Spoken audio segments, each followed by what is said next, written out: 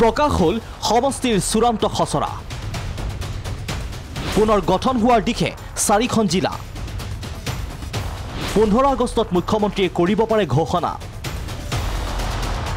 সলনি হ'ব জিলা 4খনৰ পূৰ্বৰ পৰিসীমা এই বছৰৰ 1 জানুৱাৰীত নিৰ্বাচন আয়োগে জাৰি কৰিছিল সমষ্টি পুনৰ নিৰ্ধাৰণৰ অধিসূচনা লগে লগে ৰাজ্যত নিষেধাজ্ঞা হৈছিল নতুনকৈ প্ৰশাসনিক গোট গঠনত কিন্তু তাৰ আগদিনাই নতুন দিল্লীত ততাতৈয়াকৈ কেবিনেট বৈঠক আহ্বান কৰিছিল মুখ্যমন্ত্ৰী ডক্টৰ হিমন্ত বিশ্ব শৰ্মাই ঘোষণা কৰিছিল এটা কঠিন সিদ্ধান্ত ভংগ কৰিছিল ৰাজ্যৰ 4খন জিলা জিলাৰ মৰ্যাদা কৰ্তন বজালী বিশ্বনাথ হোজাই আৰু তামুলপুৰৰ আজি আমি বিশ্বনাথ জিলাখনক পুনৰ শোণিতপুৰ জিলাৰ লগত একত্ৰীকৰণ কৰিবলগীয়া হ'ল দ্বিতীয় সিদ্ধান্তটো হ'ল হোজাই জিলাখনকো আমি নগাঁও জিলাৰ লগত পুনৰ সংলগ্ন কৰিবলগীয়া হ'ল তৃতীয় সিদ্ধান্তটো হ'ল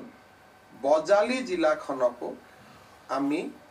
বৰপেটা জিলাৰ লগত পুনৰ সংলগ্ন কৰিবলগীয়া হ'ল আৰু বিটিএডি এৰিয়াত তামুলপুৰ আৰু বাক্সাক আমি একত্ৰীকৰণ কৰিবলগীয়া হ'ল মানে অসমত 4খন জিলা কমি যাব আৰু তামুলপুৰ পুনৰ বাক্সাৰ লগত যাবগৈ বিশ্বনাথ শোণিতপুৰৰ লগত যাবগৈ হোজাই নগাঁৱৰ লগত যাবগৈ বজালী বৰপেটাৰ লগত যাবগৈ কিন্তু এই সিদ্ধান্তটো সদায় কাৰণে নহয় জাতীয় জীৱনৰ স্বাৰ্থত এটা ট্ৰেনজিশন ফেজৰ কাৰণে অকণমান সময়ৰ কাৰণে প্ৰশাসনৰ স্বাৰ্থত জাতীয় জীৱনৰ স্বাৰ্থত ই এটা অন্তৰ্বৰ্তীকালীন বা অলপ কম সময়ৰ কাৰণে এই সিদ্ধান্তটো আমি লৈছোঁ আৰু এই সিদ্ধান্তটো আমি উপযুক্ত সময়ত ইয়াত আমি পুনৰ বিচাৰ বিবেচনা কৰিব পাৰিম ৰাইজক মই সেই বিষয়েও ডেফিনেটলি প্ৰতিশ্ৰুতি দিম প্ৰত্যক্ষিতভাৱে কেবিনেটৰ সিদ্ধান্তই জোকাৰিছিল ৰাজ্যৰ ৰাজনীতি 4 জিলাৰ জনতাই প্ৰকাশ কৰিছিল ক্ষোভ 8 মাহৰ পিছত পুনৰ জিলাৰ মৰ্যাদা পোৱাৰ সময় আহিছে ইতিমধ্যে ভংগ হোৱা 4 জিলালৈ কিয়নো নিৰ্বাচন আয়োগে শুকুৰবাৰে সমষ্টি পুনৰ নিৰ্ধাৰণৰ চূড়ান্ত খচৰা প্ৰকাশ কৰাৰ পিছতে উঠি গ'ল প্ৰশাসনিক গোট গঠনৰ নিষেধাজ্ঞা শেহতীয়াভাৱে মুখ্যমন্ত্ৰীয়ে পুনৰ 4 জিলা গঠনৰ কথা ঘোষণা কৰিলে কিন্তু এইবাৰ সলনি হ'ব 4 সমষ্টিৰ পূৰ্বৰ পৰিসীমা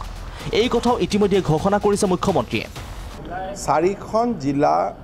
মোৰ এটা কমিটমেণ্ট আছে যে ডিলিমিটেশ্যনৰ পিছত আমি সেই 4খন জিলা পুনৰ আমি উভতাই দিম আৰু বিলুপ্তি হোৱা জিলাবিলাকৰো পৰিসৰ এতিয়া বেলেগ হ'ব আগতে বজালী জিলা বুলি যি বুজা গৈছিল এতিয়া যদি ডিলিমিটেশ্যনৰ পিছত হয় সেই জিলাখন কমপ্লিট বেলেগ হৈ যাব কাৰণ ডিলিমিটেশ্যনে বহুত পৰিৱেশ সলনি কৰিব গতিকে ডিলিমিটেশ্যনটো ওলাই নে নোলাই আমি চাই লওঁ ডিলিমিটেশ্যন প্ৰকাশ হোৱাৰ পিছত ডিলিমিটেশ্যনৰ ভিত্তিত আমি বহুতবিলাক হাল সলনি প্ৰশাসনিক কৰিব লাগিব যদিহে সকলো ঠিকে থাকে হয়তো 15 আগষ্টতে স্বাধীনতা দিৱসৰ ভাষণত এই ঘোষণা কৰিব পাৰে মুখ্যমন্ত্ৰীয়ে এই দিনটোতে বজালী বিশ্বনাথ হোজাই আৰু তামুলপুৰৰ জনতাক এই বিশেষ উপহাৰ দিব পাৰে মুখ্যমন্ত্ৰী ডক্টৰ হিমন্ত বিশ্ব শৰ্মাই মাজত মাথো 2টা দিনৰ অপেক্ষা ৰমেন কলিতাৰ ৰিপৰ্ট প্ৰাগ নিউজ